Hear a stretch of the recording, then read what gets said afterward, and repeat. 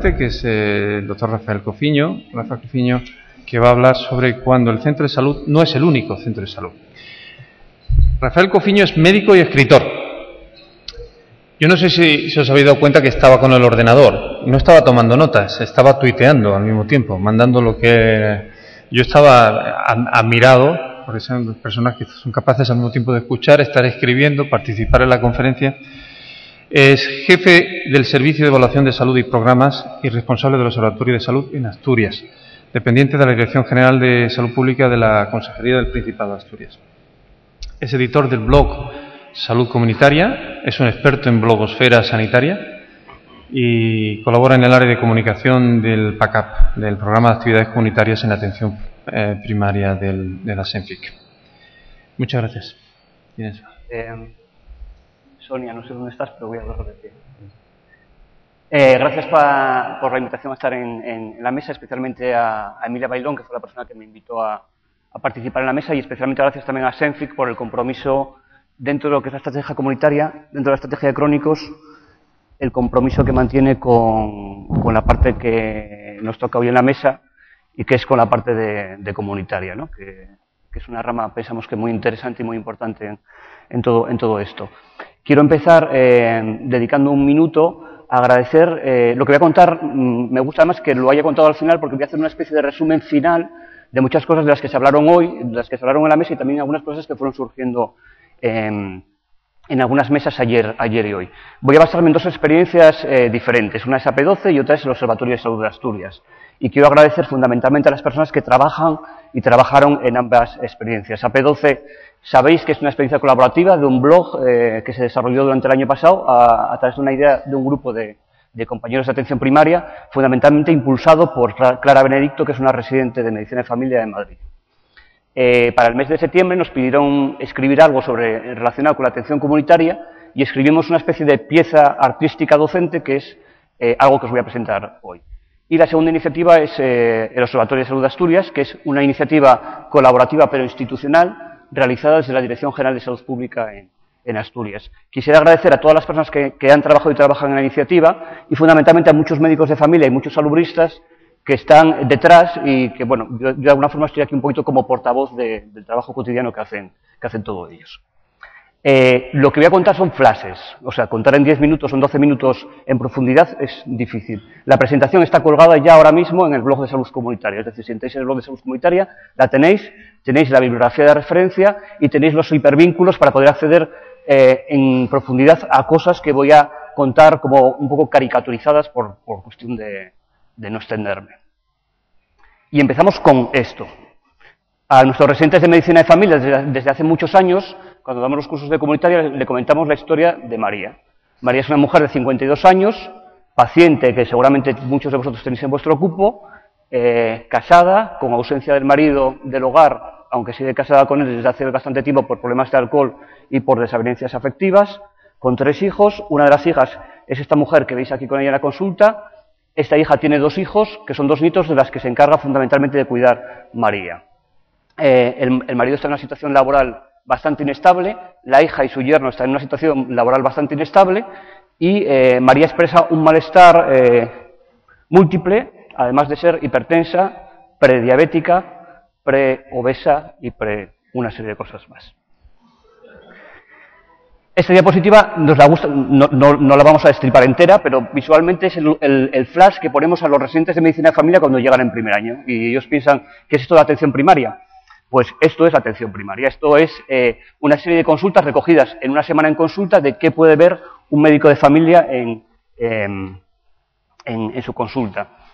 Aunque el determinante que arranca alguna de ellas puede ser un determinante puramente biológico, la expresión del mismo, la evolución o el pronóstico de muchas de las cuestiones que veis aquí recogidas en la diapositiva tienen que ver con algo más que lo puramente biológico. No sé si se podrá apagar las luces para ver un poquito mejor las diapositivas. Y esto quiere decir que lo que determina la expresión del malestar y la evolución del mismo, yo no voy a hablar de pacientes crónicos, voy a hablar de ciudadanos y voy a hablar de políticas de salud. Lo que quiere decir la evolución del malestar está muy relacionado con este segundo escenario, que es dónde vive y cómo vive María. Cómo cuida a sus nietos, cómo cuida a su padre, a su madre, que aunque tenía 2 hermanos que le dijeron que podían cuidar del padre, ella asume que como es la hija, quien tiene que cuidar a una hija es la madre, cómo se relaciona con sus vecinas del barrio, cómo accede a recursos sanitarios, qué coordinación de recursos comunitarios hay en la zona o qué políticas de salud hay en torno. Esto quiere decir, y esto es el mapa de un indicador que utilizamos en el Observatorio de Asturias, que es personas sin soporte social. Los concejos más claritos son zonas con buen soporte social y los mapas más oscuros quiere decir porcentaje peor un indicador peor de soporte social. Quiere decir que dónde vive María es muy importante para determinar su salud. Quiere decir, como presentaba el Observatorio de Salud de Londres hace unos años, una diapositiva muy interesante, que si te bajas en Westminster, tu esperanza de vida va a ser totalmente diferente que si te bajas en Canning Town. Cuando le preguntamos a los residentes, algún residente decía, ¿será que en Canning Town hay más accidentes de metro que en Westminster? No, probablemente las causas son diferentes. No solamente en Londres, sino que cuando Javier Segura del Pozo cuenta el recorrido en tren de las desigualdades en mortalidad para hombres en Madrid, lo que cuenta también es esto, que la situación de mortalidad en hombres en Madrid es totalmente diferente si vives en un barrio o vives en otro barrio. Y quiere decir, como dice la Robert Wood Johnson Foundation, el proyecto que estamos desarrollando desde el Observatorio de Salud de Asturias lo desarrollamos conjuntamente con la Universidad de Wisconsin. Es un proyecto que ellos empezaron a realizar hace 7 años en Wisconsin y desde hace 3 años lo hacen en un mega estudio a nivel nacional con la Robert Wood Johnson Foundation. Y en un aforismo que tuiteamos bastante durante estos días y hoy mismo, quiere decir esto, ¿no? Que es mucho más importante para tu salud el código postal que el código genético. ¿Qué determina la salud de las poblaciones? Bueno, pues ya hemos ido viendo algunas cositas que determinan la salud de las poblaciones. Desde el modelo que trabajamos con los wisconsinianos es algo tan sencillo como esto, ¿no? Actuar en salud supone actuar sobre los determinantes de salud y supone actuar sobre los resultados de salud. Resultados en términos de mortalidad, morbilidad, calidad de vida y satisfacción y felicidad. ¿Qué determinantes tenemos? Pues el modelo que utilizan ellos en su paper interno con el que trabajaron el desarrollo del modelo es algo muy sencillo. Es una caricatura basada en varios análisis de diversos estudios clásicos de salud pública desde el Lalonde de los principios de los 70 y dice esto. Lo que determina la salud de la población es lo socioeconómico un 40%, las conductas de salud un 40%, el entorno ambiental un 10% y la calidad del entorno del sistema sanitario un 10%. Este modelo tiene una trampa, que es, no es lo mismo hablar de estilos de vida que de condiciones de vida. No es lo mismo, no es lo mismo tomar decisiones saludables para María en su barrio de clase media-baja que para esta mujer. Esta mujer que, por cierto, hizo unas revelaciones muy significativas, esto es verídico, en una revista de gran impacto en salud cardíaca en nuestro país, y decía esto que veis aquí, ¿no? Me cuido porque mantengo la figura, no fumo, no tomo alcohol, hago deporte, voy al gimnasio, y también influye un poquito la genética. Lo que esta buena mujer olvidaba es que probablemente en su caso influyó mucho el sistema político en el que había nacido y el entorno familiar en el que se había educado y crecido. Esto quiere decir que el tercer escenario del centro de salud, no es el único centro de salud, es este. Mañana, cuando vengan los consejeros, ayer visteis un clúster de agrupación de políticos cuando entró la ministra, ¿no? Esa hora y media de presentación en torno al movimiento político que hubo en la presentación del acto nos costó un montón de dinero, en horas de altos cargos dedicadas a estar alrededor de la ministra. Mañana, cuando vengan los consejeros, pregúntenle cómo se va a mantener la estrategia de cronicidad en un sistema que puede boicotear el estado de bienestar, o en un sistema que no va a tener en cuenta políticas públicas en educación, en salud o en recursos sociales. Dicho de otra forma, esta es una diapositiva que puso ayer Ildefonso Hernández en la presentación. Esto es un mapa de las causas que utiliza Anna Dierrux, una investigadora en episocial, y es para hablar de enfermedad cardiovascular. Tenemos lo que estudiamos durante 6 años de carrera, lo que estudiamos durante 4 años de especialidad y lo que nuestras guías clínicas insisten de forma importante, ¿no? La importancia de los factores de riesgo de lo cardiovascular. A veces hablamos también de esto. de la importancia de las conductas, ¿no? Actividad física, alteración del sueño, alimentación, tabaco, estrés y factores psicosociales. Pero si abrimos el zoom, hablamos de esto, ¿no? De la importancia del entorno físico, de la importancia del lugar donde vives, control de la publicidad, regulación de alimentación saludable, políticas para entorno libre de humos, y hablamos de esto también. La importancia de tu clase social, de tu nivel de ingresos, de las normas, oportunidades sociales y de tus redes sociales para mejorar tu salud. Lo explicaban antes en la introducción perfectamente, ¿no? Que es actuar sobre este nivel va a tener un impacto muy grande no solamente en cardiovascular, sino en otras muchas más cosas. En las estrategias, a veces cuando hacemos indicadores para evaluar estrategias de cardiovascular, hay como una pléyade de indicadores clínicos. A veces hay 2 o 3 indicadores de conductas y casi nunca hay indicadores de desigualdades o determinantes sociales en salud. ¿Cómo se puede mejorar? Y cerramos, concluimos o vamos concluyendo esta parte. Este es un modelo clásico que los 2 compañeros anteriores insistieron, ¿no? En la combinación y el trabajo intersectorial a diferentes niveles, donde el sistema sanitario es solamente una parte más. Dentro del sistema sanitario, la atención primaria es un elemento nuclear, se insistió por la mañana en la presentación del compañero de Wisconsin, pero la estrategia combinada del resto de agentes es fundamental, ¿no? Los distintos sectores que puedan hacer. Este es un esquema que utilizamos en el modelo del Observatorio de Salud en Asturias, pero está inspirado en varios modelos, concretamente en el del Instituto de Medicina Americano del 2010.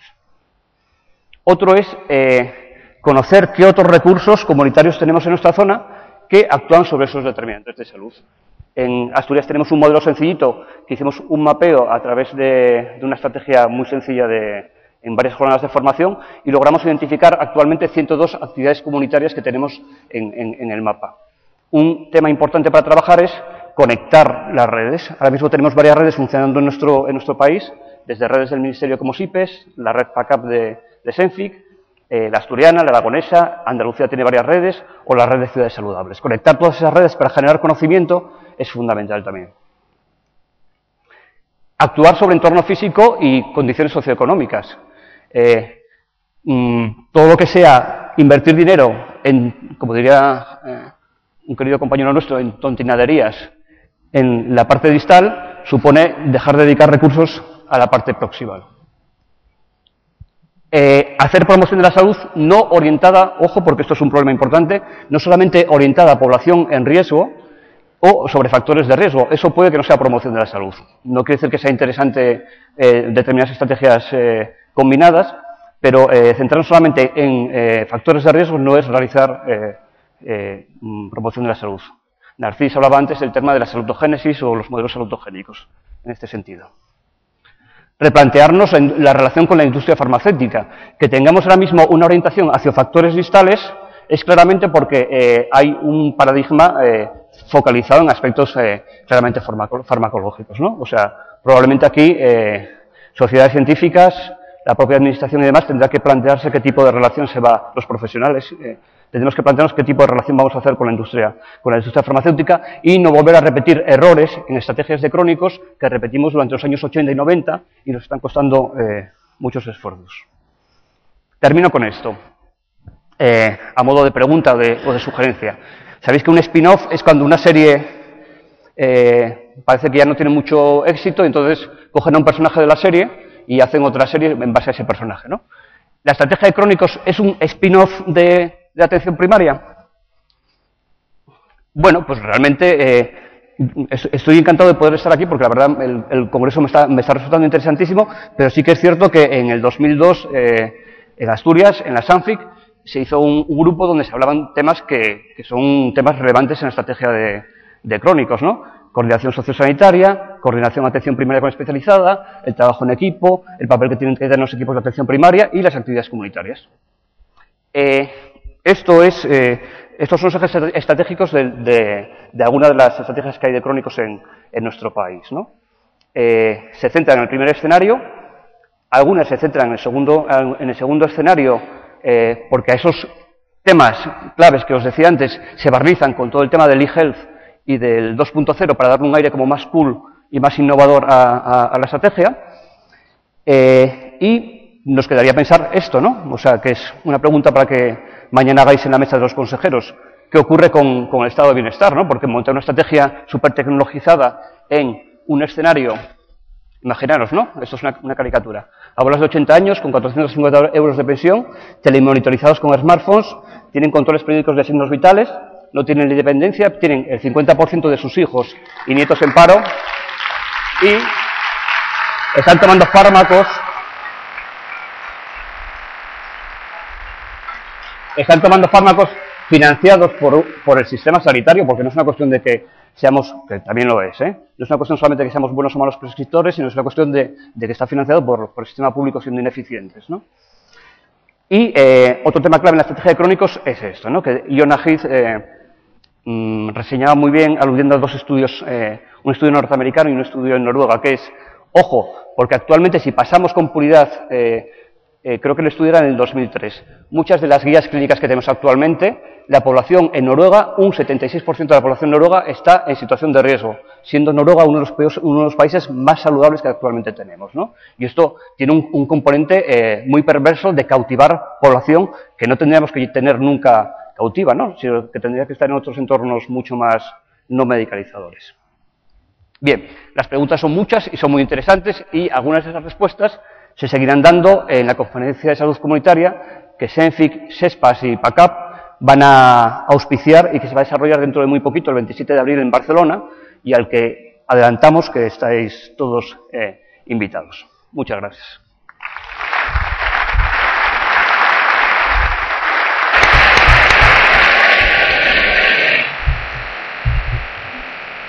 Muchas gracias, Rafa, también por la nota publicitaria de la reunión inminente que va a haber en Barcelona y en la que se continuarán muchos de estos debates.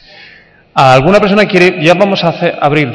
Tenemos unos minutos, a pesar de haber empezado mucho más tarde, pero efectivamente, como nos hablamos previamente, les pedí que por favor hablaran menos tiempo para posibilitar el que hubiera una interacción, pues agradezco mucho que lo hayáis hecho ese esfuerzo y eso tiene esa ventaja.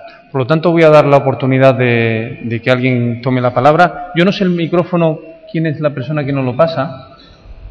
Mientras tanto, yo le quería hacer una pregunta. Sí, ahí es. Mientras tanto, le voy a hacer una pregunta también a Rafael y luego a los ponentes, pero muy rápida.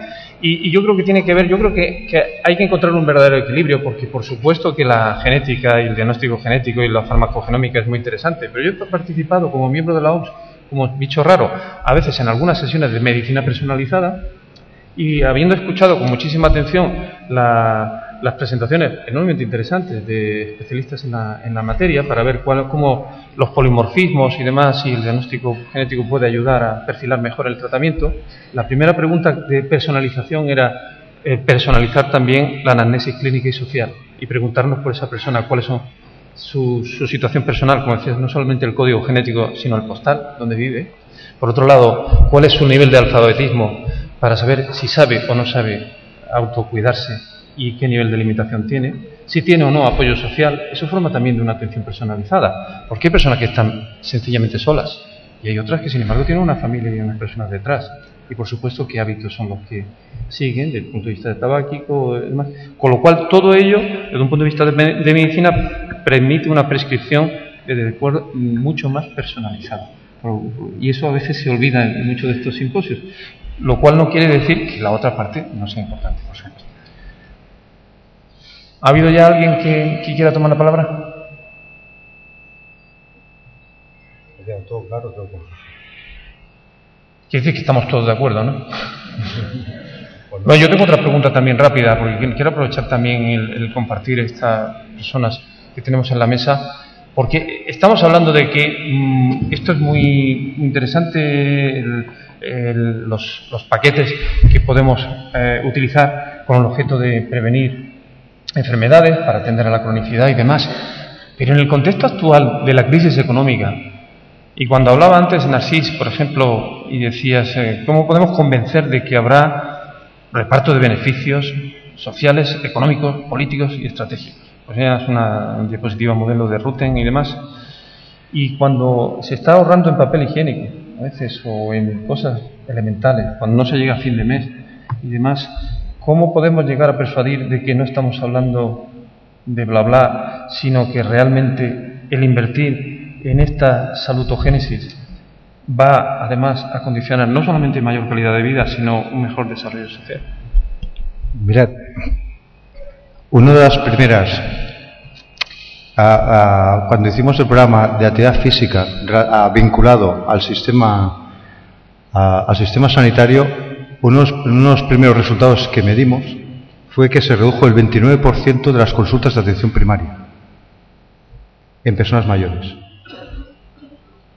Uno de los grandes problemas es la lista de espera, 29%, con lo cual los médicos o las enfermeras que nos remitían, por ejemplo, casos diabéticos, sobre todo las personas que todos sabemos que en el centro de atención primaria muchas personas con salud mental lo que vienen es por soledad, por necesidad de hablar. Dice, en vez de hablar, vengan ustedes a caminar con nosotros o a hacer ejercicio físico con un monitor, con alguien que les lidere. Evitamos a problemas de salud, problemas de cupos y de lista de espera en el centro de atención primaria, con lo cual dejamos al médico que trabaje más de médico y no de asesor o de amigo del paciente, ¿no? Y realmente estamos reduciendo ahí. También hemos reducido el 25% del número de caídas en 8.000. Estamos hablando de una muestra de 8.000 personas. O sea, no estamos hablando de un estudio de 10 personas. 8.000 personas, después de un año, el 25% del número de caídas que habían antes se redujeron. El 30% de las personas que habían dicho que tenían depresión mental, es decir, cuando lo medíamos con el GDS, tenían depresión, el 30% de esas personas, al cabo de un año, ya no presentaban patología y no consumían fármacos en depresión. Estamos hablando, vamos, y además esas personas, en otros beneficios, se sabe que esas personas tienen más tendencia a perpetuar el sistema el cual les ha dado eso. Por lo tanto, interés político, si hay visibilidad social, porque la visibilidad social de esto y las personas se encuentran mejor, tienen más tendencia a votar al partido que les ha ofrecido eso. Yo digo porque siempre hablamos de términos económicos exclusivamente, cuando la toma de decisión hay que tener en cuenta también que hay que, yo no soy político, pero hay que entender que son necesarios. No eres político, pero es muy pragmático, ¿eh? Sí. Es que yo creo que lo que sobra muchas veces es darle vueltas cuando hay cosas más sencillas. Muchas gracias. Rafa, ¿qué piensas tú de esto? En relación con el tema de crisis y... Sí. Bueno, yo creo que además es antiguo, ¿no? Es del 86, Ottawa, reorientación de servicios sanitarios. Es decir, ahora mismo el sistema sanitario en algunos casos no es eficiente y yo creo que cualquier persona que está aquí ahora mismo sabe qué podríamos dejar qué podríamos quitar, qué actividades preventivas sobrarían, que habría que desfinanciar y hacia dónde lo podríamos invertir, ¿no? En ese sentido, bueno, y además hay investigación muy potente americana, sobre todo en el abordaje eso de influyendo sobre determinantes. Lo presentasteis también un ejemplo hoy, ¿no? Y yo creo que eso a la larga puede tener un impacto. Lo que pasa es que hay un artículo muy interesante de la medicalización, las causas de la medicalización de la salud, de Meneu y Soledad Márquez, donde yo creo que analiza muy bien el por qué la reorientación está hacia otro terreno, ¿no? En la crisis siempre lo decimos, lo que pasa es que a veces tanto decirlo ya es como un poco mito, ¿no? Pero sí que es verdad que puede ser una oportunidad. Yo creo que lo hablamos en la comida con un compañero, la estrategia de crónicos puede ser una oportunidad, pero también puede ser, ojo, porque puede ser volver a repetir errores de los años 90, ¿eh? Muchas gracias. Eva. Bueno, muy rápido. Supongo que hay dos cosas que pensar cuando pensamos en la crisis. Una es el efecto de la crisis en la salud. Y se está viendo que hay unos efectos de la crisis, por ejemplo, aumento de alcohol, as heavy drinking goes up and the general consumption patterns go down, there is increases in suicide. So the opportunity here, going to your point, is actually looking at what are the interesting political strategies that can be done. So your consejeros are coming tomorrow. There are some things that are being done. Look at Cuba. Cuba has done interesting things during the recession, putting increased taxes in the comfort foods. We're seeing change in consumption pattern towards much more fat and calorie dense type of foods because they're cheaper. We're seeing also increases in smoking. In fact, the tobacco industry is thriving during the economic recession. So there are some policies that can be put in place. They're risky and difficult policies, but put the tax up of tobacco, and you're going not only to reduce some of the very important immediate cases that you're getting into your healthcare systems, but you're going to get new revenues into your government that you can then use to support some of these other strategies. So earmarking some of the monies that you get for putting tax up, as controversial I know as it is, it's one of those things that need to be done, and some countries are doing it to some success. Muchas gracias, Eva. Thank you. Y me temo, estaba yo tan ensimismado y tan entusiasmado con esto, que prácticamente ya estamos entrando en el tiempo de la siguiente ponencia, que va a ser también enormemente interesante, con Manuela García Rebol presentando a Caroline Shepard, y por lo tanto debemos terminar. ¿Tú querías decir algo muy urgente? Sí, es muy breve. Hicimos hace 2 años un estudio para el gobierno, ¿cuál sería si introdujéramos ejercicio físico para aquellos pacientes crónicos solo en el término de obesidad, al 30% de los pacientes crónicos en términos de obesidad financiado a través de Enterprise Institutions for Health? Y determinamos que entre costes sanitarios y laborales se ahorraban 1.500 millones de euros solo con una inversión de 150 millones. La importancia. Estos argumentos hay que ponerlos encima de la mesa, pero al final, dejadme que concluya diciendo que al final todo este mundo de, por supuesto, de argumentación económica tiene que complementarse con una argumentación de valores, ¿no? Porque al final, por supuesto, cuando lo más barato desde un punto de vista económico sería a veces cosas que son éticamente inaceptables en determinadas ocasiones, ¿no? En personas muy mayores o muy discapacitadas, y no voy a insinuar en qué. Y por lo tanto, yo creo que al final la vida consiste en utilizar los recursos de la mejor manera posible. Incluso, antes se ha dicho anteriormente de que, por supuesto, se sabe muy bien cuáles son los paquetes exactamente preventivos que funcionan, cuáles se quitarían. Yo creo que todavía estamos entre todos trabajando a que se sepan mejor. Absolutamente al 100% del monopolio de la verdad no lo tiene nadie. Incluso, y estando muy de acuerdo con todo lo que han dicho mis compañeros y lo que decía Rafa antes del argumento de la medicalización, a mí lo único que me da un poquito de pena a veces es que se dicotomice el tema entre comunitario y medicalizado. Creo que hay un punto de balance en el cual, por un lado, nos comuniquemos lo mejor posible, demostremos que esto merece la pena. Eso no quiere decir descartar la atención individualizada para personas vulnerables, para personas de alto riesgo, para pacientes que lo necesitan. Yo creo que es importante demostrar que no tenemos conflicto de intereses y también, en la medida posible, de que no tenemos intereses por el conflicto, sino que tenemos interés en un mundo mejor entre todos. Y creo que eso es así, ¿no? Y por otro lado, también decir otra cosa, que lo mismo que conflicto de intereses, intereses por el conflicto, hay otro tema que muchas veces se dice en otros foros, que se está pidiendo todo constantemente value for money, que es el valor por el dinero que se ha invertido. Y a veces también nos tenemos que levantar a recordar que también hay que reclamar money for values, o sea, el dinero también para los valores en los que creemos. Lo cual quiere decir que atendamos bien a esta mujer, esta María, o a las muchas Marías, o a las muchas personas que están ahí con 400 euros al final de mes y que necesitan la mejor atención, solidaridad, atención a personas más vulnerables, y combinar esos paquetes comunitarios con paquetes individualizados de atención personalizada clínica, genética y humana y social. Y yo creo que eso es posible entre todos. Y yo creo que eso es lo que se está discutiendo en este congreso, lo que vais a seguir discutiendo en Barcelona y para lo que estaremos todos encontrándonos para darnos la mano y hacer un mundo mejor. Muchas gracias.